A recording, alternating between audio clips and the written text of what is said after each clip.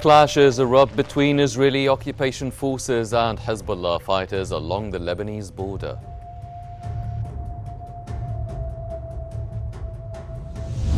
For that, I met with the National Security Israeli Advisor. opposition leader Yair Lapid states that Iran will pay a heavy price for its attack on Israel. Most importantly, the hostage deal that needs to be taken. Israel And Iranian President Masoud Pezeshkian says that Tehran is not seeking war despite the recent missile strike.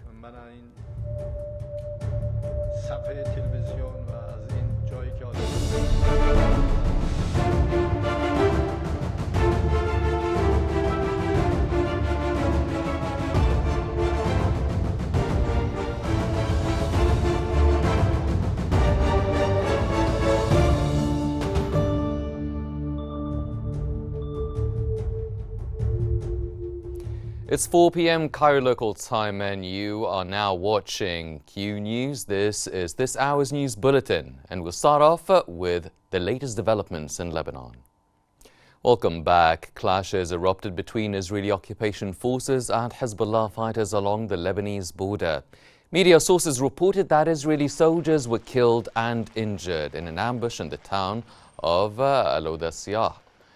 Hezbollah stated that its fighters repelled an Israeli infantry unit attempting to infiltrate it in the Khilat al-Mahafir area, inflicting losses and forcing them to retreat. Footage showed helicopters evacuating wounded soldiers from the northern border area.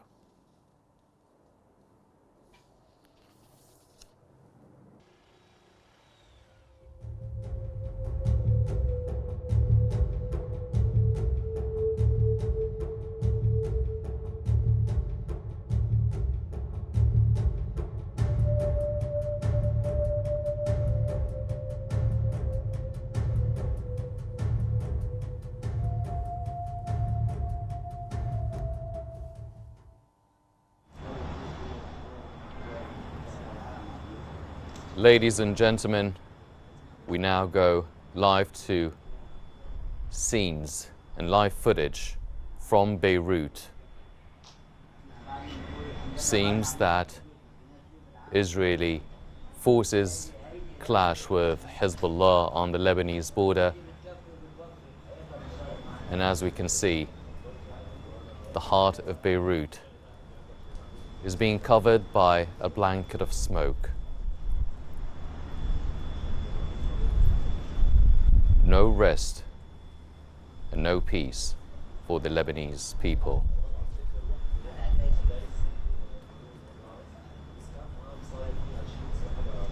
It is still not clear the exact nature of the Israeli clashes and strikes within Beirut,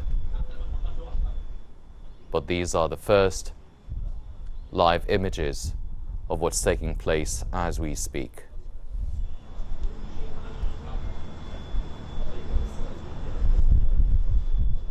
The blue skies and endless blue horizons are tainted with the smoke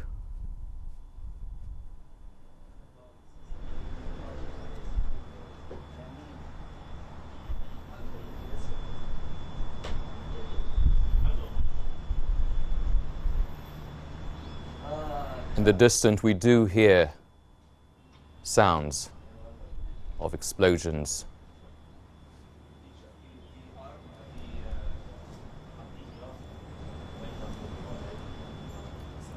One can only imagine the agony and scare the Lebanese civilians are going through day by day.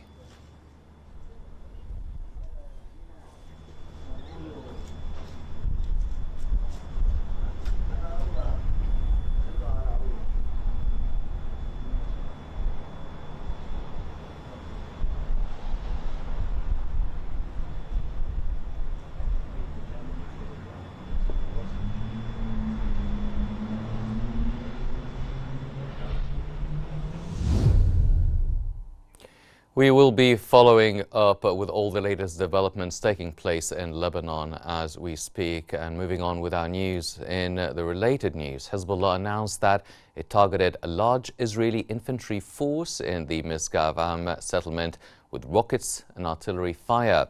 The group also confirmed a missile strike on Israeli forces gathered at the Shomera barracks.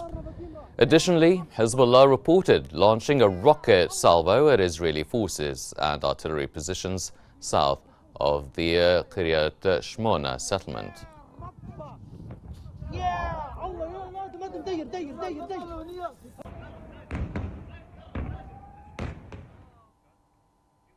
The Israeli occupation launched an airstrike on the Shweifat area of Beirut. The Israeli warplanes have once again entered the airspace of southern Lebanon.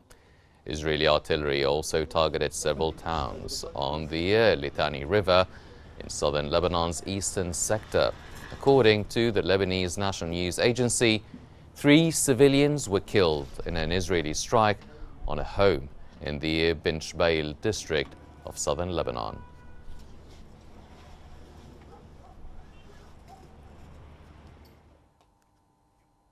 The Israeli occupation military also carried out 2 more airstrikes in Beirut's southern suburbs. Hezbollah clarified that the first Israeli strike on the Lebanese capital hit a residential apartment in the Ruwais area, while the second targeted the Jammus neighborhood. The identity of the individuals targeted in these strikes has not yet been confirmed.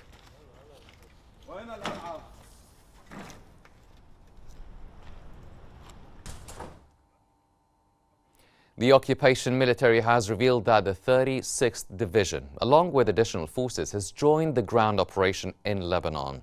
This division includes infantry and regular armored units. Earlier this week, Israel announced it has conducted what it described as limited ground operations, supported by air and artillery strikes, targeting Hezbollah positions in Lebanese territory.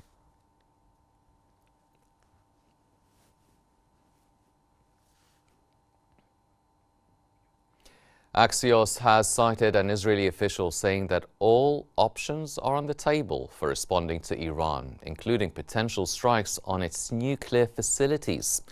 The official indicated that Iranian oil production sites and other strategic locations may also be targeted.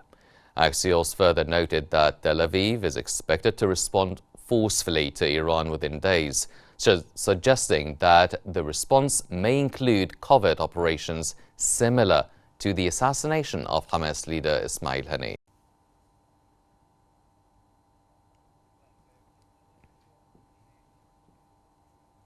Israeli media reports that Prime Minister Netanyahu will hold security consultations to discuss potential responses to the Iranian attack.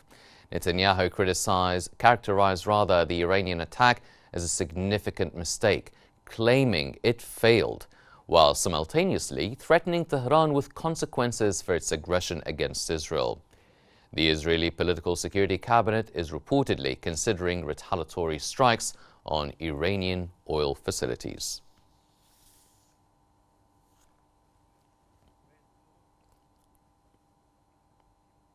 Israeli opposition leader Yair Lapid has stated that Iran will pay a heavy price for its attack on Israel, insisting that the response should be severe. Lapid emphasized the urgent need to bring back hostages from Gaza and called for Israel to develop a comprehensive regional strategy to achieve its objectives. End of the war, and no political process or political turbulence should affect the hostage deal. We have to bring them back. Iranian President Masoud Pezeshkian says that Tehran is not seeking war despite the recent missile strikes. Pezeshkian described these strikes as merely a part of Iran's overall capabilities. He also reiterated that Iran will stand firm against any threats.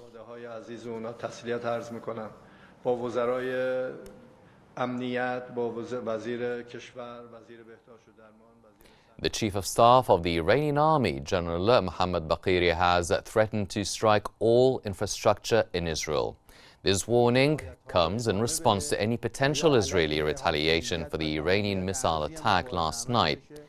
In a televised statement, Bagheri declared that the recent bombardment could be repeated with even greater force, targeting all Israeli infrastructure. Tehran claimed that their recent missile strikes inflicted both material and human losses.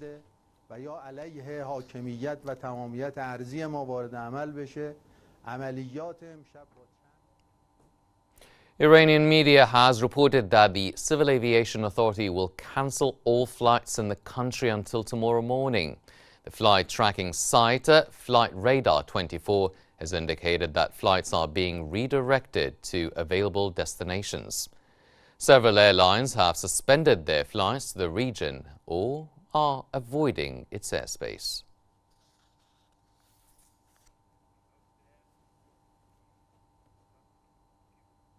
The United Nations Security Council will hold a session today to discuss developments in the Middle East. The Iranian Foreign Ministry has urged the Security Council to take decisive action to prevent new threats from Israel, asserting that its missile attacks solely targeted military installations.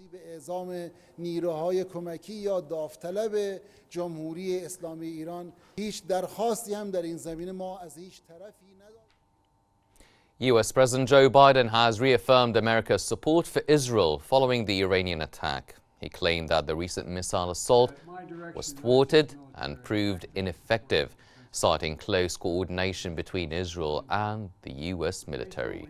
The attack appears to have been defeated and ineffective, and this is testament to Israeli military capability. U.S. Defense Secretary Lloyd Austin has spoken with Israeli Defense Minister Yoav Gallant following Iran's strike against Israel. Austin noted that both he and Gallant praised the coordinated defense of Israel in response to approximately 200 ballistic missiles launched by Iran. Palestinian civilians in Gaza is both a moral responsibility and a strategic imperative. The Kremlin has expressed concern over the escalating situation in the Middle East, calling it alarming and urging all sides to exercise restraint. Kremlin spokesman Dmitry Peskov told reporters that Russia is in contact with all parties in the region and condemns any action resulting in civilian casualties.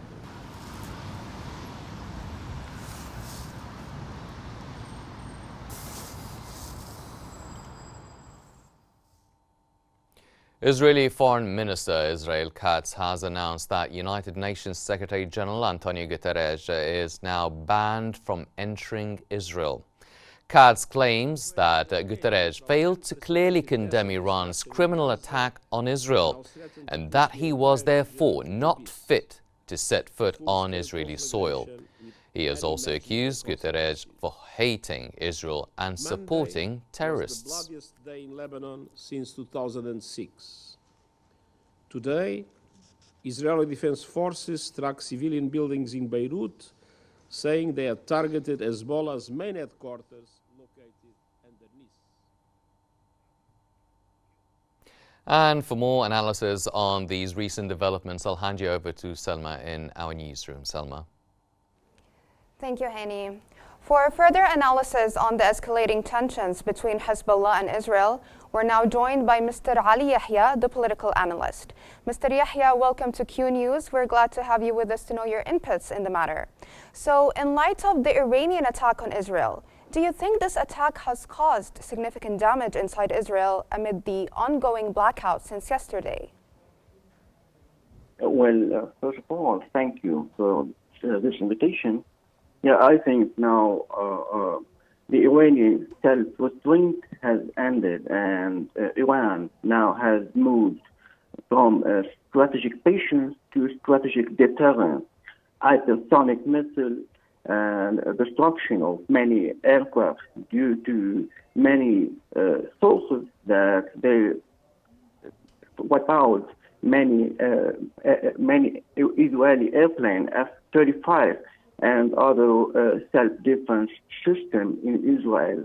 I think now Iran has carried out a deception and a camouflage operation during the last days that succeeded in restoring deterrence after many, and even me, believe that they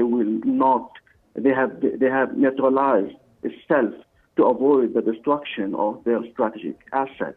And this, of course, I think that this will take the situation into a new phase, and this will help Hezbollah and the other faction to continue their battle in the south.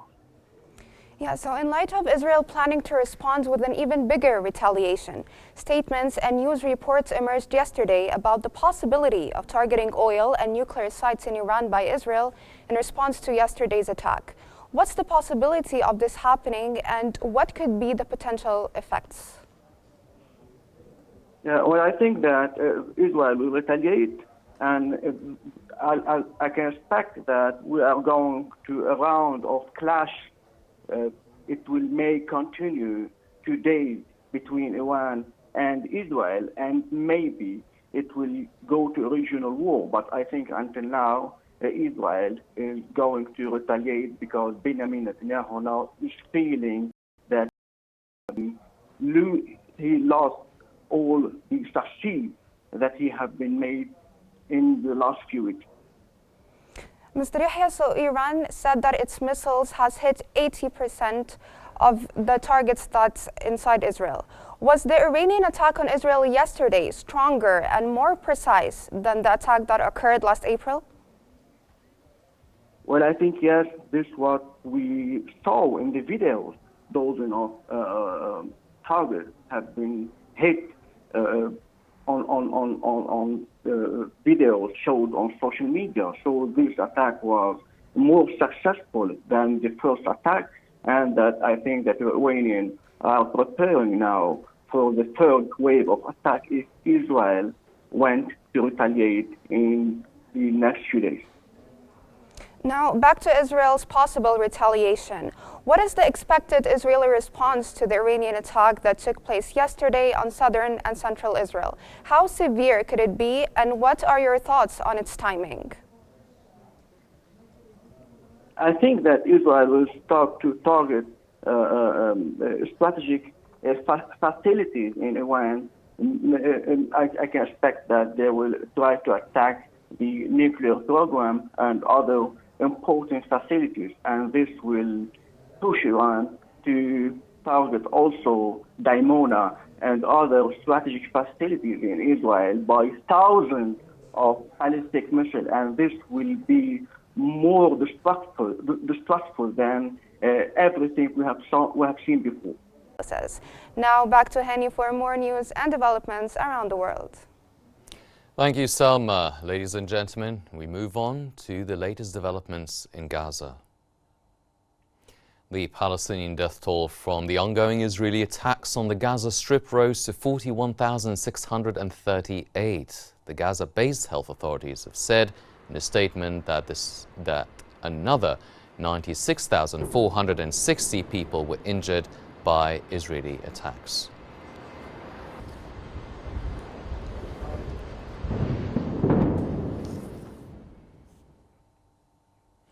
At least 60 Palestinians have been killed overnight in an Israeli strike on Khan Yunis. The attack took place as Israeli occupation tanks advanced in the south of the Gaza Strip, carrying out extensive raids in several areas, including a school sheltering displaced families.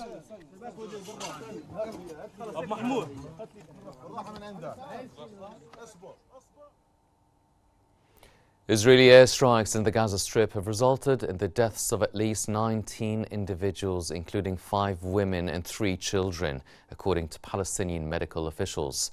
Despite a shift in focus to Lebanon and an escalating military campaign against Hezbollah, Israel has maintained its strikes on what it claims are militant targets throughout Gaza. Al-Aqsa Martyrs Hospital has received the bodies of 11 victims following an airstrike in the densely populated Nusayrat refugee camp, where survivors struggled to identify the remains.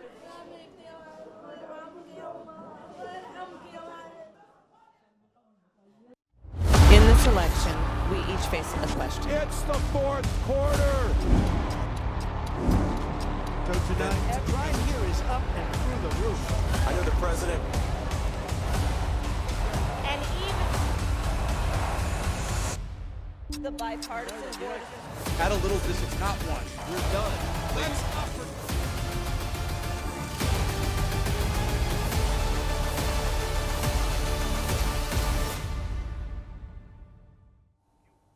We now move to the United States, where the Democratic and Republican vice presidential nominees clashed over the Middle East in their first ever debate. The escalating Middle East conflict was the debate's first topic, giving the Democratic vice presidential nominee, Tim Walz, while his Republican counterpart, J.D. Vance, a chance to outline their foreign policy credentials. This debate is likely the final one of the 2024 presidential campaign, potentially giving it some additional weight ahead of the November 5th election. Instead is drive the cost of food higher by 25%. Now, this is a philosophical difference between us. Donald Trump made a promise, and I'll give you this. He kept it. Former United States President Donald Trump has held a campaign rally in Wisconsin, promising peace in the world if he wins the election. Trump said that the world will go up in smoke again if his Democratic opponent, Harris, wins the presidential election on the November 5th. He didn't make any policy announcement, opting instead to highlight previous plans. I believe it's the most important election. I used to say that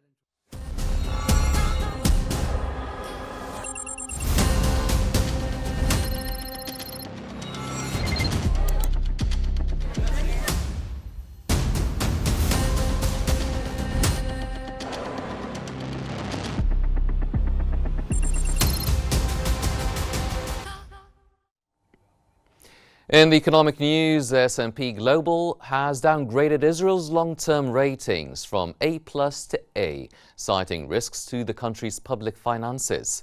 The increased risk was attributed to the escalating conflict in Lebanon. The rating agency highlighted concerns over potential security threats, including retaliatory rocket attacks against Israel, which could harm the country's economy.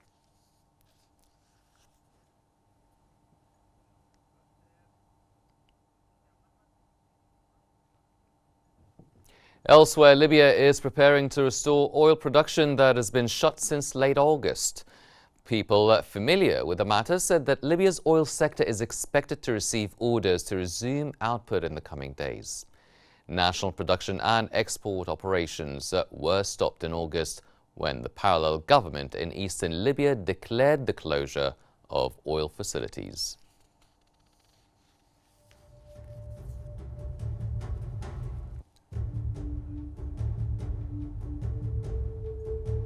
These are all the news we have for now, but here's a recap of today's main stories. Clashes erupt between Israeli occupation forces and Hezbollah.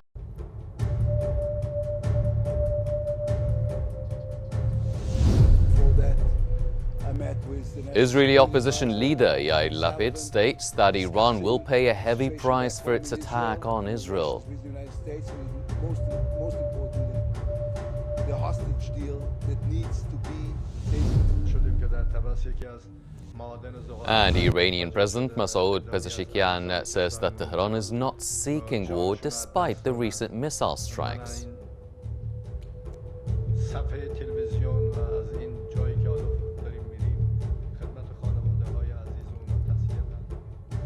This concludes our news bulletin for this hour, but please don't forget to follow Q News on YouTube, Facebook, X, Instagram and TikTok at QNewsEG to stay informed.